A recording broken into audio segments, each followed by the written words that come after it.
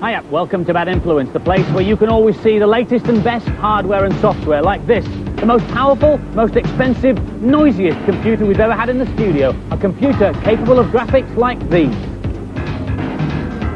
Our main review is Jungle Book on the Game Gear.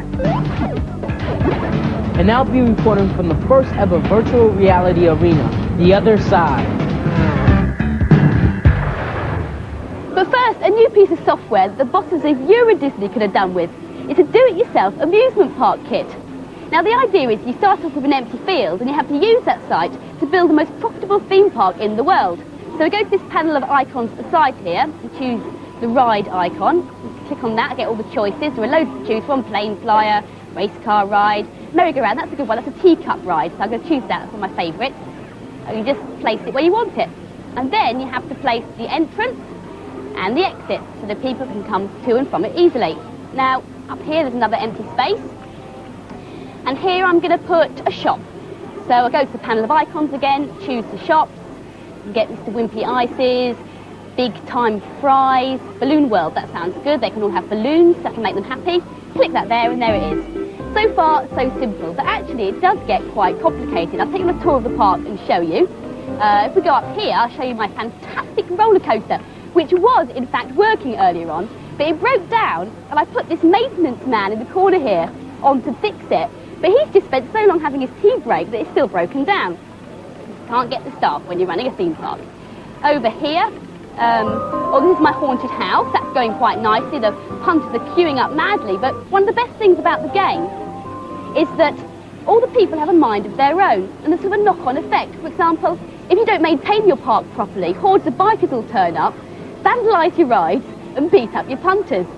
In the final version there'll be speech, and in the planned 3DO version there'll be a special feature where you can click on a character just before they're going on a ride, and then you can see that ride experience through their eyes.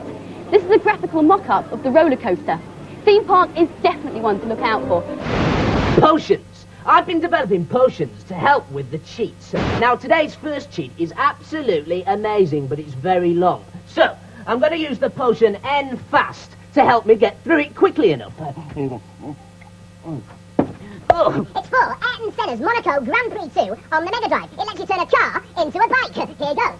Enter the World Championship race. Then select New Game and select Beginner. Enter the name as Hang On exclamation mark with a dash in the middle. Then select End. Then start the race and retire. Then start the race again and retire again. And then on the driver's point racing table, save the round on number 6. Then reset the Mega Drive. Phew. Then go to free practice and select a track. Then press down and A together, like so, and select image training, like so. Then press down and A together again until the game comes up. And you'll be able to play it on a bike instead of a car. Hey, brilliant! Now for the antidote. Oh no, the end snail, it's gone missing. Slow down, man. Jungle Book is the latest Disney film to get the video game treatment. Mowgli's leap to the small screen starts with the Game Gear, with Master System and Mega Drive to come later. The plot of the video game is very close to the plot of the film, so here, following in the footsteps of the man-cub, is Adam. Yes, it's another film like this, and yes, they've turned it into another platform game. But unlike in the film, Mowgli gets to kill things. The graphics are drawn pretty nicely here in a Disney style, although a couple of them don't animate too well, like the crocodile. The Mowgli sprite's okay, and so are most of the enemies. It plays music from the film, although because the Game Gear can't handle sounds too well, they don't sound wonderful, but they can't really be blamed for that. This is the Falling Ruin stage, where there's quite a nice graphic effect of shaking the screen when the rockets the floor. It's one of the better stages of the game, with a more well-defined background and a bit more thought put into the actual gameplay. Here I'm supposed to be looking for gems, which will let you escape to the next level. And every time you step on one of these platforms, it just crumbles underneath you, so if you mash it one time, you're dead, and that's it. The snakes right there, they help you spring about and jump to places where you wouldn't ordinarily be able to go. This is a King Louie 2 stage with a King of the Swingers tune from the film. This is just basically another end-of-level boss sequence like you'd find in quite a few games, which doesn't seem to apply to Jungle Book too well, but at least the character sprite does look like what it's supposed to be. Warning to parents buying this for their kids at Christmas. It's not a cute game with no violence in it, it's a cute game with lots of violence in it. A great game with great music and graphics for the Game Gear. I didn't like the gameplay, and it's not true to the film. It's disappointing for such a big title. And so the final scores for Jungle Book, both the girls and the boys gave it an above average 4 out of 5. This is a cyberpunk's paradise, a techno-cathedral filled with the hottest VR rides in the world. It's called The Other Side, and it's here at the Boston World Trade Center, and I just can't wait to get online.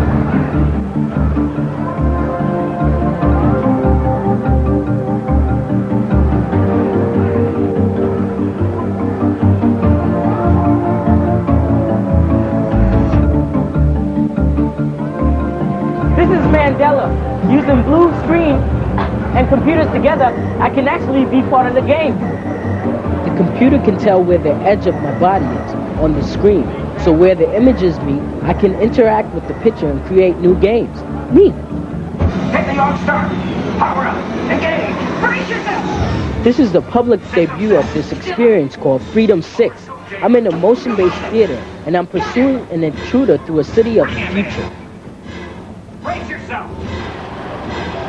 The film is on a continuous loop while this computer controls the hydraulic seating, matching the movements with the action, frame by frame. Got it.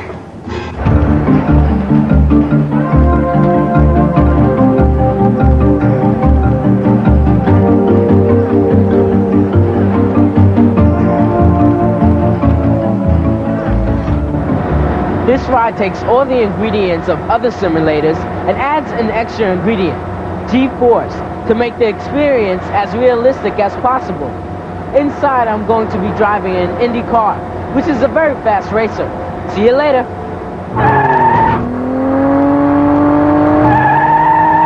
I can do over 200 miles an hour and pull 1.7 Gs, which is as much as most bodies can safely stand without risk.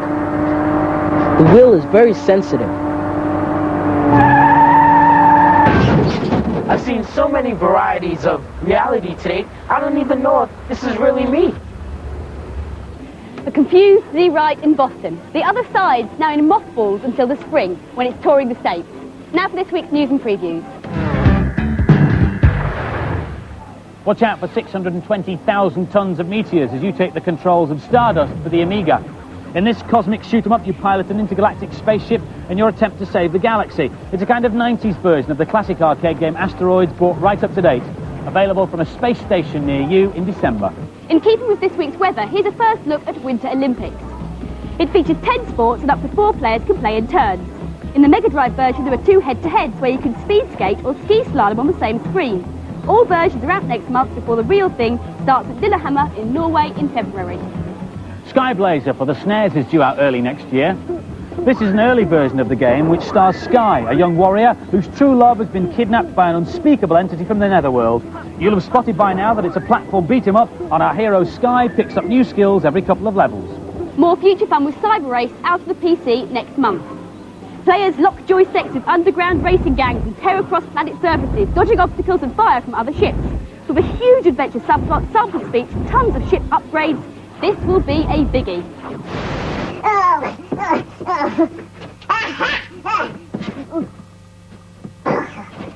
no! I thought that was the antidote, but it's actually enlarged. Oh, well, at least it stopped the end fast. This next cheat is for Battletoads on the SNES. On the Zit, Rash and Pimple screen, simply hold down A and B and press Start, and you'll get 5 lives and 5 continues. Hey, now, I need to drink the N small. Ah, there we go. Whoa! Whoa! Oh no! The N small, it wasn't diluted. Namrud, small but perfectly formed. There's an American computer company whose name you probably don't know, but whose work you'll certainly have seen. Their machines are responsible for the stunning computer graphics seen in movies like Jurassic Park and Terminator 2. The latest virtual reality simulators look so good because of the speed and power of this company's hardware. And with Nintendo, they're now working on a home machine which should be ready in 2 years' time. The company's name? Silicon Graphics. And whilst nobody knows anything about the home machine, this is what their professional models can do.